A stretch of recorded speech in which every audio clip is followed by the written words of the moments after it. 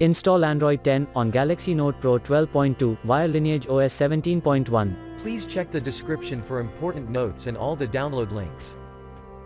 First, download ROM and GApps packages, then transfer the downloaded files to the phone storage. Link is in the description below. Step 2. Boot your device into TWRP recovery.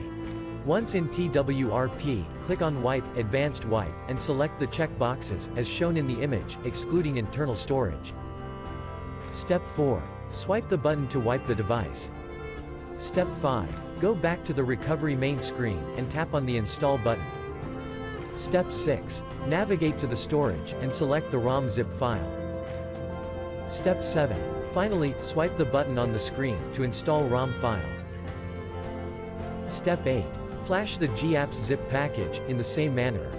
Step 9. After GApps flashing completes, select Wipe Cache and dalvik from bottom left side of screen, and swipe to wipe.